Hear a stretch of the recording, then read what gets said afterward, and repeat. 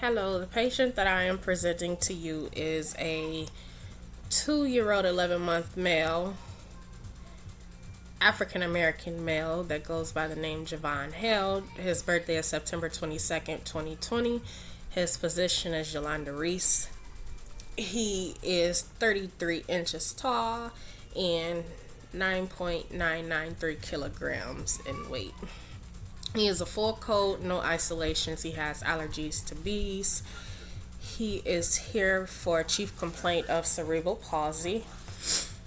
The patient activity level is crawling. He's not quite walking yet. He is on a regular diet and he is a fall risk due to him not being able to hold his weight on his own. The patient is a 2-year-old male that has been delayed in his milestone since 6 months. The patient is not walking independently, but he can crawl. He is here for cerebral palsy, in which it causes problems with his lower extremities. The patient has had a circumcision in 2020. He has physical and occupational therapy, which he goes to once a week, and he has just finished his speech therapy. The patient attends ABA therapy Monday through Friday, 9 a.m. to 1 p.m. to 1:30 p.m. and he has a split living schedule with his mom and dad. The patient's support system includes his mom, his dad, his grandparents, aunties, and uncles. He is a Christian and he is not working because he is a child. The patient's PQRST, with cerebral palsy, what makes it worse is the activities that he does, as far as the extra walking and the extra attempting to walk in being at therapy all day. It is a sharp pain that goes through his legs.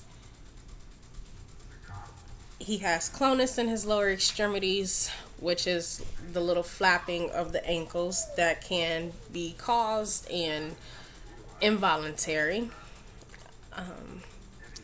On a scale, we'll rate it an 8 for pain wise, especially when he's being stretched. The stiffening of his ankles hurts him for a while.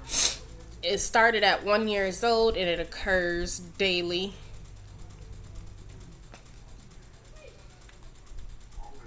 And is caused by the lack of stretching and lack of doing the stretches at home.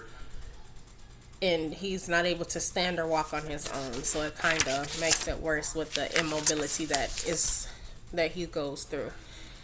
The patient has asthma, acid reflux, seizures, epilepsy, and thyroid problems. He is not allergic to any medications. He's not married. His social history, he does PT and OT weekly. He has a family history of diabetes, high blood pressure, and high cholesterol. The patient's vitals for today: the pulse rate is 92 beats per minute. Respirations is 22. Blood pressure 99/64, temperature 98.4, and SpO2 at 98% on room air. His pain level at the moment is at a 5. He has taken in 200 cc's of fluid today and has put out 100. He has an IV in his left foot, is intact, and no problems. For his LOC, his level of consciousness, he's ANO times 3. He know his name, the place, and the time. Not much so the situation. The patient is well dressed, clean, seems to be sad, flat mood, and rambling speech. Due to him not being able to actually speak and use words at the moment, he babbles a lot. His Glasgow coma cell is at a 14. His Abnormal vitals, I would say, would be his weight, because he's only 21 pounds and 9 ounces. For his age, he is almost 3 years old.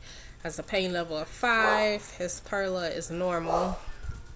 His mucous membrane and oral activity is normal. He just had a dentist visit last month. No issues. His hearing and vision, he has no issues with. His respirations are normal. He receives 1 liter of O2 whenever he is in a hospital. At the moment, his O2 saturation is at 98%. Normal breathing, clear and equal lung sounds on both sides. He does put out clear secretions that is mostly spit or saliva, which is only 20 cc's. The patient's skin color is normal. You can hear lub dub, no problems with his heart. His capillary refill is within the normal limits of 2 to 3 seconds. No edema in his lower extremities. His pedal pulse is normal. Circulation and motion is normal. No DVTs or tab holes needed.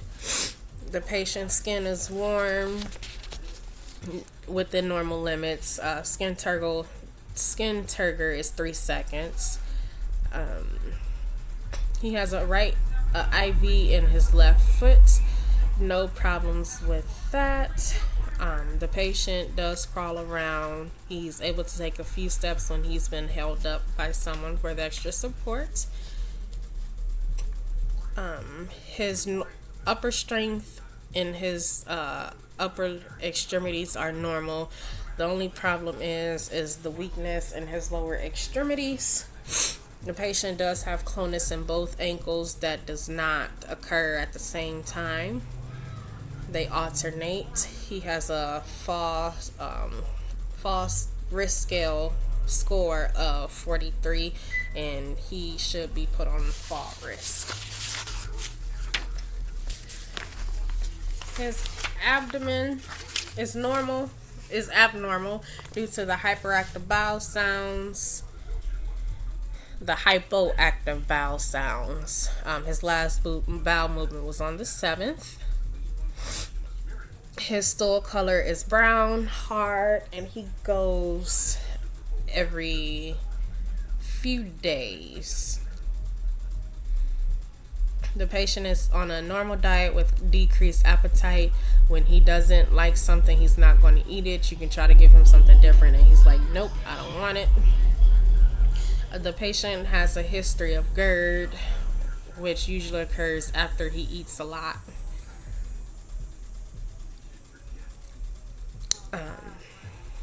The patient is incontinent. He does need help being changed. His urine is yellow and clear. No catheter is needed. The support he has at home, he gets more so through his mom, auntie, and Nana, which is his grandma. There is no safety concerns at the house. He needs help with bathing, feeding, getting cleaned up. It's his daily activities he needs help with. The teaching and learning that is needed is walking and talking, and dealing and knowing his pain level when it's there. The patient is currently on baclofen, which he takes for a muscle relaxant, which helps with the clonus. He takes 5 milligrams Q8 hours, and diazepam, which is a sedative, which helps with the muscle spasms and also seizures. He takes that twice a day. And he's also on Miralax, which is a stool softener, which he's on 8.5 grams, which is half of a dose that you would give an adult to help with his constipation.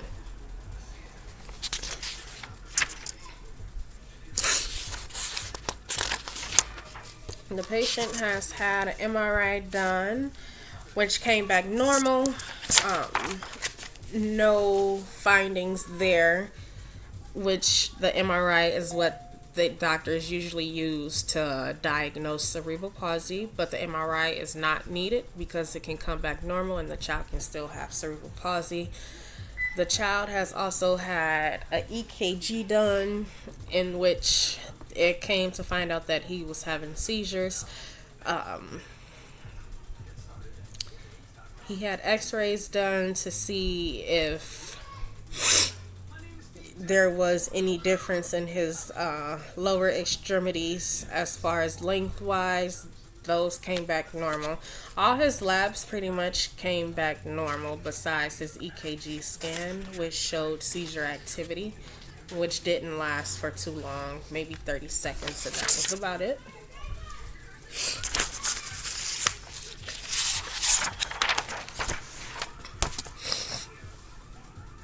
The patient is a 2-year-old, is 2 years, 6 months old, male, who presents with cerebral palsy. There is wheezing in his lung area. The patient is not able to stand or walk on his own. The patient has hypoactive bowels. The patient seems to be in pain, 5 out of 10 in the lower extremities, in the ankles due to when being stretched, and in his ankles he have clonus, which has been present since birth.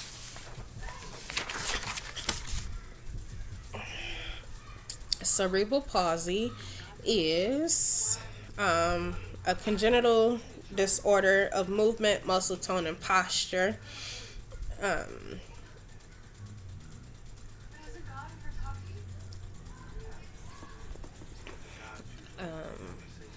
The child is not walking, shows sign, comes in, parents tell us he's not talking, he's not walking.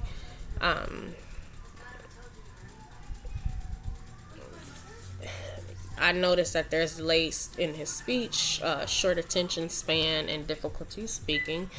The patient has wheezing in his lungs, shallow breathing. I can notice shallow breathing with the respiration of 98% on room air. Heart is normal, and no issues there. Musculoskeletal system, he's not walking, he's not standing.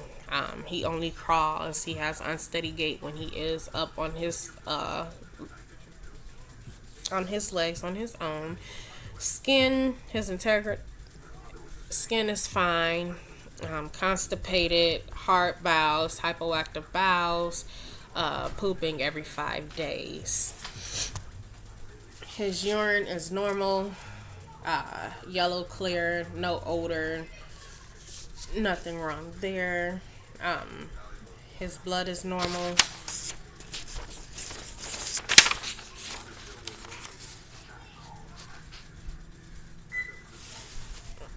So for the client care the planning resources, the priority of the concept would be cerebral palsy, having problems meeting his milestones with the disconnection from his brain to his lower extremities, which causes him not to walk. The goal is for the patient to catch up in the milestones that he is able to, especially walking if it can occur. 3 outcomes. The first one would be less stiffness in the ankles, attempt to stand on his own and be able to hold his own balance. The patient, the assessment that was done was monitor his language, monitor the strength in his lower extremities, and monitor his fine motor skills, in which to do this he would do speech therapy, continue physical therapy, and OT. By participating in these different interventions, these therapies will be able to monitor the strength in the gains that he developed with the different activities that he participates in. Educational points: practice your skills every hour on the hour at home. Monitor any changes to see if they're getting better or worse. And then to attend therapies weekly or twice a week if needed. For speech, the patient is not talking and will attend 2 times a week. Physical therapy, attend once a week and practice skill at homes. Also the same thing with occupational therapy, to attend once a week and practice them at home. The medications that he is on is baclofen 5 milligrams twice a day for muscle spasms. Diazepam 1 milligram oral 3 times a day for his muscle spasms and seizures. Miralax 8.5 milligrams twice a day for the constipation. He will also get a referral for orthopedics so that they can get him in some type of brace, a AFO or SMO, to help support his walking. And he will see neurology for the clonus in his ankles if there's any improvement. Education wise, for the parents and the patient, would be to make sure that he's attending his therapy, speech, OT, and physical therapy. The times that they are scheduled, the once a week, or if needed, be twice a week. To make sure that you're keeping up on his medications and making sure that they're on time. Follow that regimen. Fruits and vegetables and water to help get those bowels moving. Also practicing the skills that he's practicing in PT, OT, and speech at home so that we can see some type of improvement. Follow up with neuro and orthopedics to get on their schedule. And if anything changes or gets worse, to please let us know.